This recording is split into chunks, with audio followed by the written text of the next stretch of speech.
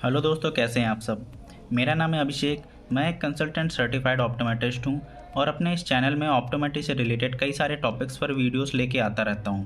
तो दोस्तों, जो आज की वीडियो का जो टॉपिक है वो है स्नेलेंस टेस्ट टाइप, जो कि कई लोगों ने मुझे कमेंट किया था कि सर इस पर वीडियो बनाइए।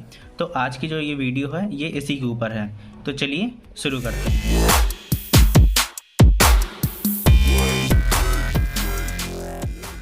तो यहाँ पे जो सबसे पहले जो ऊपर लिखा हुआ है ये लिखा है स्नेलेंस टेस्ट टाइप। और दोस्तों, मैं आपको एक बात और बताना चाहता हूँ कि इस टॉपिक को लेके जो भी मैं आज इस वीडियो में आपको बताने वाला हूँ ये पूरा का पूरा एक खुराना से लिया हुआ है, वो भी 8th एडिशन, मतलब कि जो उसका नया एडिशन आया है, नया एडिशन की जो बुक आई है जो कि 2022 में अभी कुछ महीने पहले ही अभी लॉन्च हुई है। तो मैंने उसको परचेज़ किया है उस बुक को अभी कुछ दिन पहले ही, और उसी से मैं आपको पढ़ाना चाहता हूँ। तो इस वीडियो में जो भी है सारा का सारा एक खुराना से ही है, एक भी वर्ड कोई ही बाहर का नहीं है, पूरा का पूरा एक खुराना से है। तो इस वीडियो में मैं ये टॉपिक बता रहा हूँ ये पूरा एक डेफिनीशन है, ठीक। लेकिन मैंने आपको पॉइंट बाय पॉइंट बताने की कोशिश की है, इसलिए क्योंकि मुझे ऐसा लगता है कि पॉइंट बाय पॉइंट समझने में आपको ज़्यादा आसानी रहेगी। तो चलिए शुरू करते हैं। The distance central visual acuity is usually tested by Snellen's test types, मतलब कि जो डिस्टेंस का जो विजुअल एक्विटी हम टेस्ट करते हैं पेशेंट के, तो उसको हम किससे टेस्ट करते हैं? स्नेलेंस टेस्ट टाइप से। अगला पॉइंट जो है वो है the fact that to distance point at be visible as separate only when they subtend an angle of 1 minute at the nodal point of the eye from the basic of Snellen test type। मतलब कि जो basic of Snellen test type है उसका जो letter है उसका जो angle बनता है नोडल पॉइंट में, मतलब कि नोडल पॉइंट से हमारी आइज़ में, वो करीब 1 मिनट का बनता है।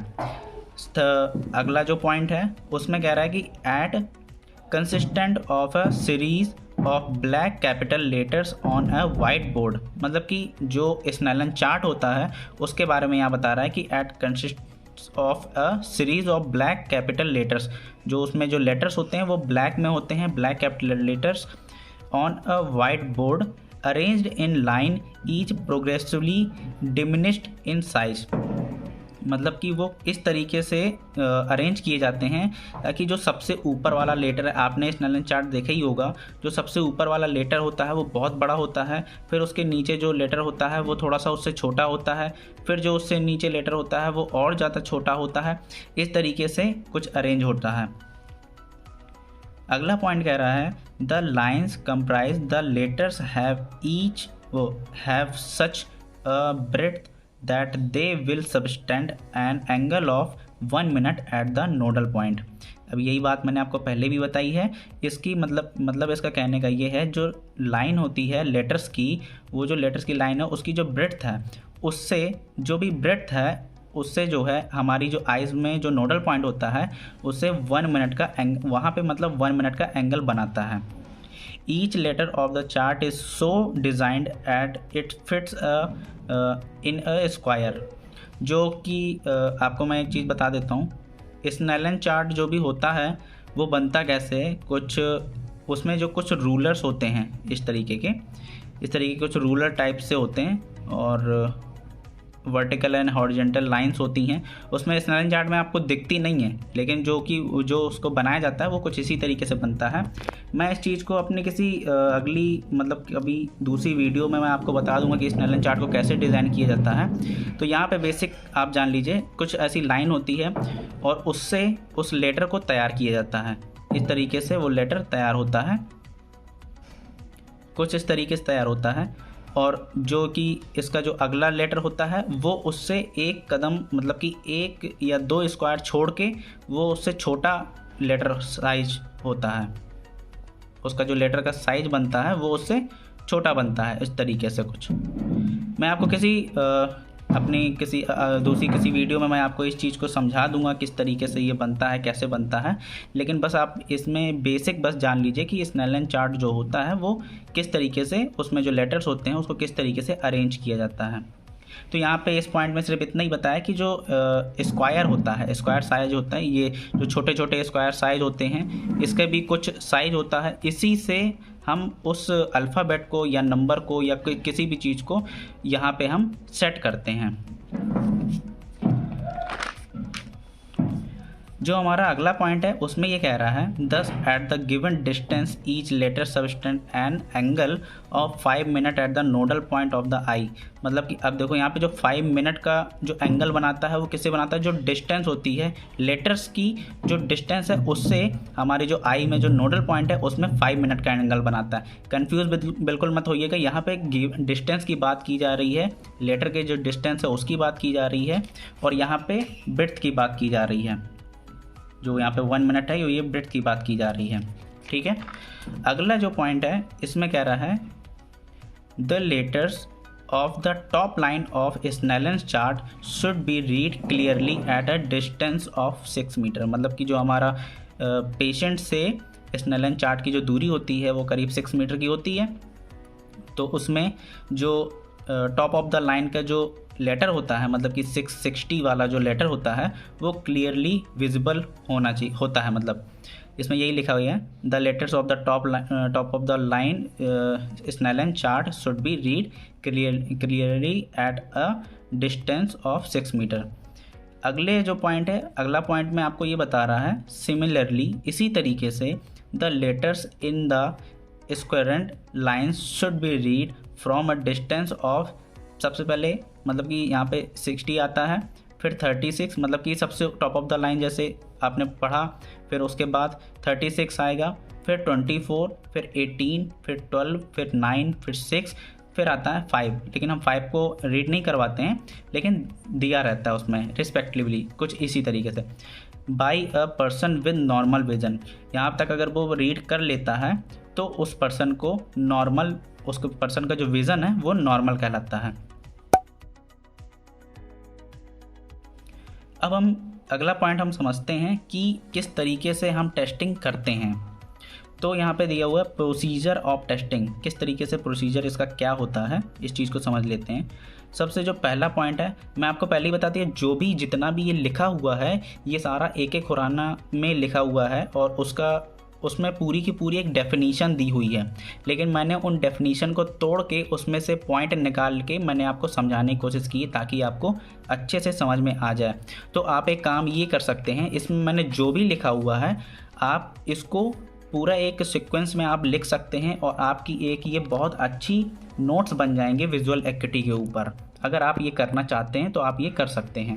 और मेरे कोई भी वीडियो होती है उसमें जो भी मैं आपको लिख के समझाता हूँ तो आप उसी को, मतलब कि वीडियो को पॉज करके या 1-2 बार वीडियो देख के आप उस वीडियो में जो भी लिखा हुआ होता है, जो भी मैंने लिख के जो आपको बताता हूँ, तो आप उसको अपने नोट्स बना सकते हैं, जो कि एक लास्ट में आपके मतलब एक बहुत ही बेहतर नोट निकल के आएगा।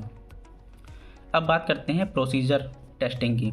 सबसे पहले पॉइंट लिखा हुआ है for testing distance visual acuity the patient is seated at a distance of 6 metre. जो पेशेंट होता है उसको 6 मीटर की दूरी पे, मतलब कि स्नेलन चार्ट से 6 मीटर की दूरी पे बैठाते हैं। फ्रॉम द स्नेलन चार्ट, मतलब कि स्नेलन चार्ट से 6 मीटर की दूरी पर बैठाते हैं, so that the rays of light are practically parallel and the patient exerts minimal accommodation. इसका कहने का मतलब ये है 6 मीटर ही क्यों, 6 मीटर ही क्यों ऐसा लिया गया है कि जो है 6 मीटर में ही क्यों बैठाते हैं, मतलब कि जो 20 फीट की दूरी होती है वो कुछ 6 मीटर होती है, तो ऐसा ही क्यों? ऐसा इसलिए होता है क्योंकि उस 6 मीटर से जो आने वाली जो रेज़ होती है, प्रैक्टिकली इसको देखा गया है, जो रेज़ होती है वो पैरेलल हो जाती है। जो भी पेशेंट की आइज़ में जो रेज़ आती है 6 मीटर की दूरी पे वो पैरेलल हो जाती है, जो कि एकोमोडेशन में मतलब कि कम से कम एकोमोडेट करती है उसकी आँख। इसलिए जो कि डिस्टेंस लिया गया है, जो भी डिस्टेंस लेते हैं वो 6 मीटर की ही लेते हैं। अगला जो पॉइंट है उसमें कह रहा है the chart should be properly illuminated. मतलब कि जो चार्ट होता है वो प्रॉपर इल्यूमिनेट होना चाहिए, उसमें प्रॉपर लाइटिंग होनी चाहिए। ऐसा नहीं कि जो चार्ट दिया उसमें बहुत धीमी धीमी उसमें लाइट आ रही है या इल्यूमिनेशन जो है वो थोड़ा सा डाउन हो गया है, इल्यूमिनेशन अच्छे से नहीं हो रहा है, तो जो है वो विज़न जो आएगा पेशेंट का वो गलत आ जाएगा। अगले पॉइंट में the patient is asked to read the chart with each eye separately. हम क्या करते हैं, पेशेंट से एक एक आईज को ऑक्लूड करके हम विज़न लेते हैं उसका, जो कि स्नेलन चार्ट को पढ़ा के उसका विज़न लेते हैं। And the visual activity is recorded as a fraction, और जो विजुअल एक्टिविटी होती है उसको हम रिकॉर्ड करते हैं, उसको हम लिखते हैं। The numerator being the distance of the patient from the letters and the denominator being the smallest letter accurately read। मतलब कहने का जो लिखते हैं, जो भी हम रिकॉर्ड करते हैं, जैसे मान लीजिए 6/60 हो गया या 6/12 हो गया, यहाँ पे लिखा हुआ है सबसे ऊपर की जो लाइन, ऊपर का जो ये है नंबर है वो यहाँ पे बता रहा है the numerator being the distance of the patient from the letter.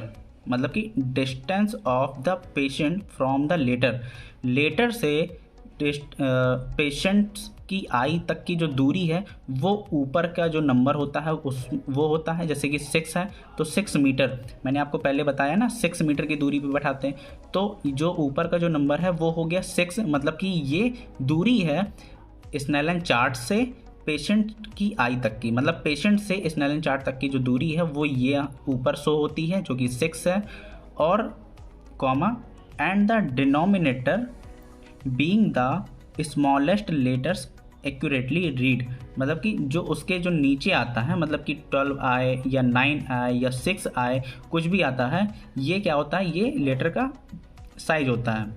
अब आप बात को सब समझ गए होंगे। मतलब कि 6/12 अगर हम लिखते हैं तो जो 6 है वो डिस्टेंस है स्नेलन चार्ट से पेशेंट तक की दूरी, और जो 12 है वो उस लेटर का साइज है।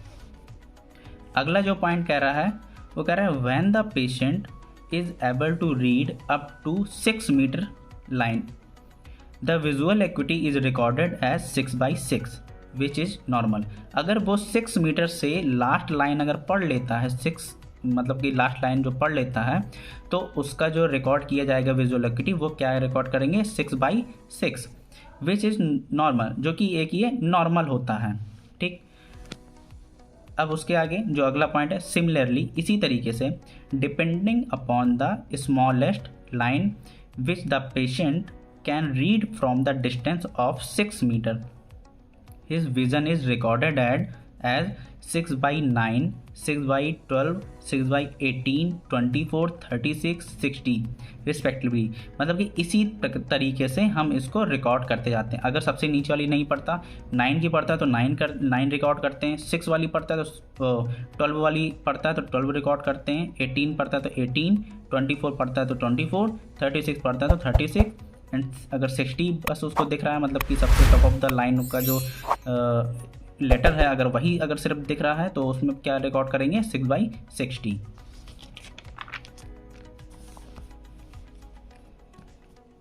अब अगला पॉइंट क्या कह रहा है, if he can not see the top line of from 6 metre.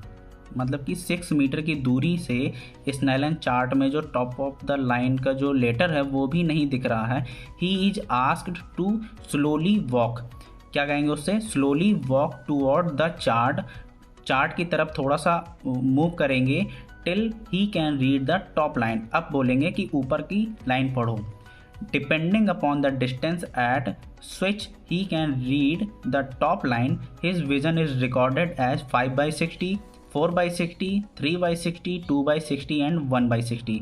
हम क्या करते हैं, ज़्यादातर क्या होता है कि पेशेंट को मूव नहीं कराते, हम खुद ही आगे जाके उससे फिंगर काउंटिंग या मतलब कि अपने हैंड को हम दिखाते हैं और उससे पूछते हैं कि या ये दिख रहा है कि नहीं दिख रहा है। जिस तरीके से जो भी डिस्टेंस में अगर हम उसको दिखा के पूछते हैं, अगर वो बोलता है कि हमें दिख रहा है, मान लीजिए 3/60 मतलब कि 3 मीटर की दूरी से अगर हम अपनी काउंटिंग फिंगर करवा रहे हैं और उसको दिख रहा है तो हम क्या लिखेंगे कि 3/60 लिखेंगे। अगर 2 मीटर से कर रहा है तो 2/60 लिखेंगे। और अगला पॉइंट है, if the patient is unable to read the top line even from 1 metre. मतलब कि 1 मीटर से भी उसको टॉप लाइन की अगर नहीं दिख रही है, he is asked to count finger CF of the examiner, मतलब जो एग्जामिनर होता है वो क्या करता है, फिंगर काउंटिंग कराता है, मतलब काउंट फिंगर, CF लिखते हैं। कई लोग हैं जो फिंगर काउंटिंग बोलते हैं लेकिन उसको FC लिखते हैं, लेकिन FC गलत होता है, उसको CF लिखा जाता है। अगर CF 3 मीटर से अगर होता है, अगले पॉइंट में बताया जा रहा है ये, his vision is recorded at, अगर 3 मीटर से हो रहा है तो CF 3, 2 मीटर से हो रहा है तो CF 2, 1 मीटर से तो CF 1, और CF close to the face, मतलब कि फेस के पास तक अगर उसको दिखाते हैं, वो भी अगर दिखता है तो लिख देते हैं, अगर नहीं दिख रहा होता है तो depending upon the distance at which the patient is able to count finger, उसमें क्या लिखते हैं, अगर ये भी अगर फिंगर अगर नहीं काउंट करता है तो उसके अगला जो नेक्स्ट जो हम स्टेप उठाते हैं वो क्या करते हैं, when the patient fail to count finger the examiner move his hand close to the patient's face. क्या करते हैं, अगर फिंगर भी अगर काउंट नहीं कर रहा है तो हम अपने हैंड को मूव कराते हैं क्लोज टू द फेस, मतलब कि उसके फेस में हम ऐसे ऐसे हाथ उसका मूव, अपना हाथ उसके सामने मूव कराते हैं। If he can appreciate the hand movement, मतलब कि इसको क्या लिखते हैं, किससे नॉमिनेट करते हैं, HM, visual acuity is recorded as HM positive, अगर कर रहा है तो लिख देते हैं HM positive.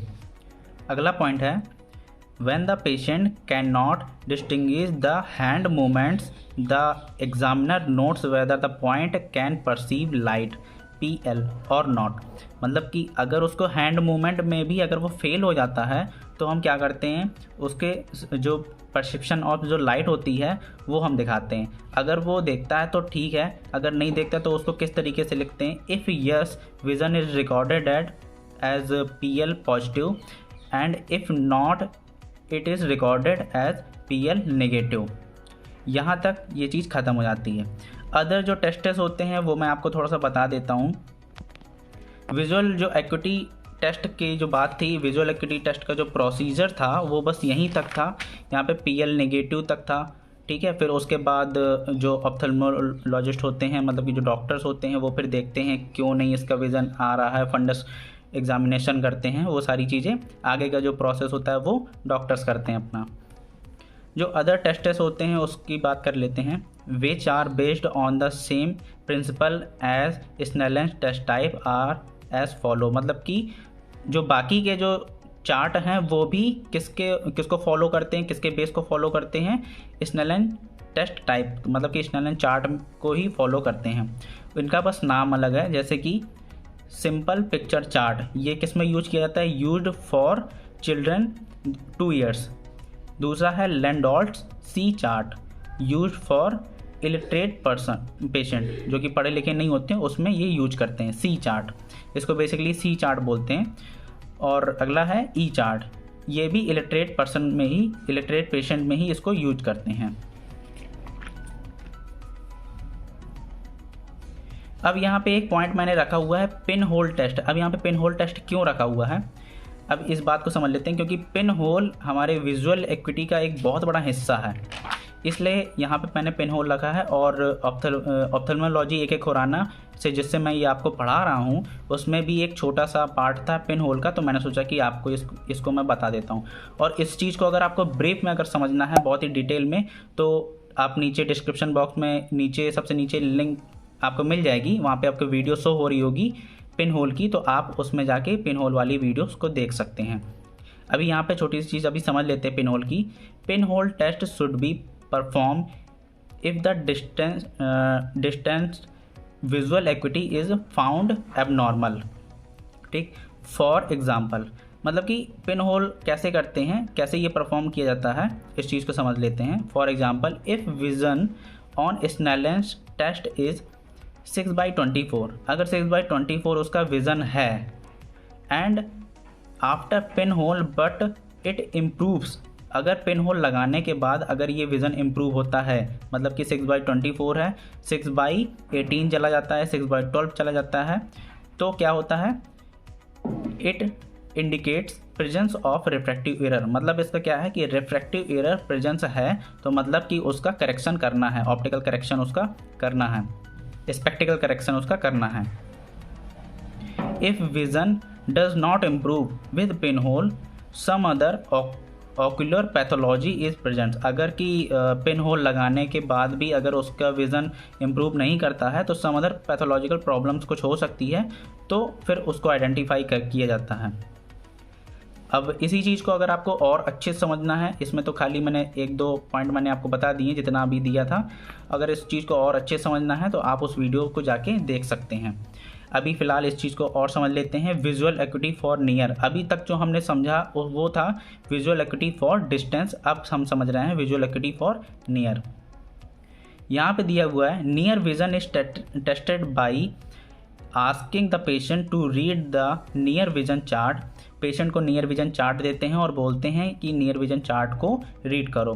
Kept at a distance of 35 centimetre, जो डिस्टेंस होती है वो 35 सेंटीमीटर की होती है। इन गुड एल्यूमिनेशन, एक अच्छा एल्यूमिनेशन होना चाहिए।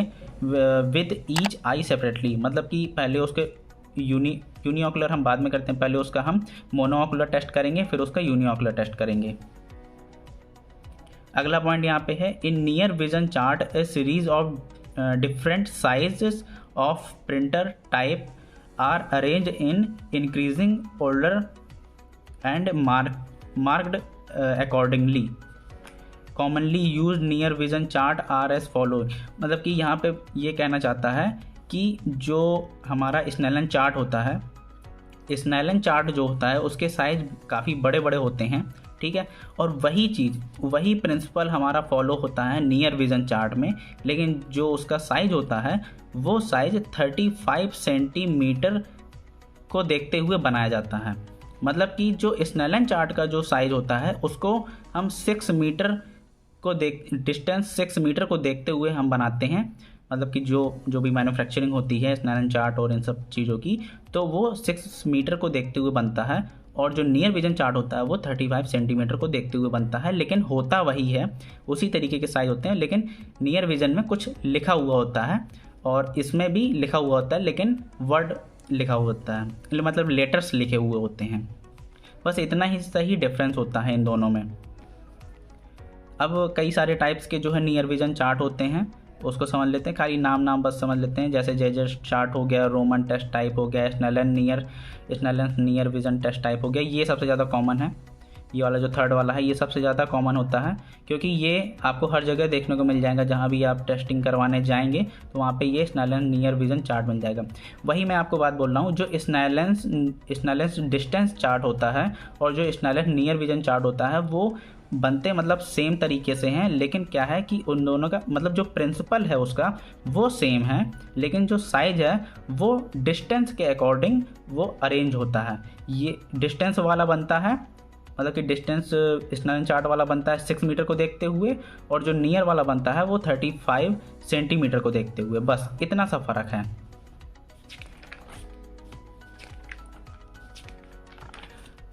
तो दोस्तों इस वीडियो में मैंने आपको स्नेलन टेस्ट टाइप का मैंने मतलब जो भी मुझे समझ में आया मैंने सारी चीज़ें मैंने आपको समझाने की कोशिश की है। आई होप आप लोगों को ये बहुत अच्छी से समझ में आ गया होगा।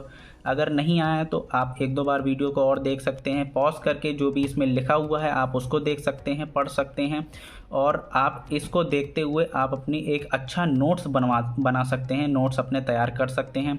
मैं और भी वीडियोस लेके आता रहूँगा। मेरे चैनल में और भी बहुत सारी ऑप्टोमेट्री से रिलेटेड वीडियोस पड़ी हुई है, आप उनको भी जाके देख सकते हैं अगर आपको इंटरेस्ट है। और अगर मेरी वीडियोस आपको अच्छी लगती है तो चैनल को भी सब्सक्राइब करिएगा और वीडियो को भी लाइक करिएगा। और किसी भी टॉपिक से रिलेटेड अगर कोई क्वेश्चन है, अगर आपके अंदर अगर कोई क्वेश्चन आता है तो आप मुझे कमेंट भी कर सकते हैं, और इंस्टाग्राम में आप फॉलो करके वहाँ पे आप मुझसे क्वेश्चन भी पूछ सकते हैं, और मैं वहाँ पे इंस्टेंट आपका रिप्लाई देने की कोशिश करूँगा और आपकी हेल्प करने की कोशिश करूँगा। तो दोस्तों मैं मिलता हूँ अपनी अगली वीडियो में। अगर ये वीडियो अच्छी लगी हो तो लाइक करिएगा। तो मैं मिलता हूँ अपनी अगली वीडियो में, तब तक के लिए भाई लोग थैंक्स फॉर द वॉच।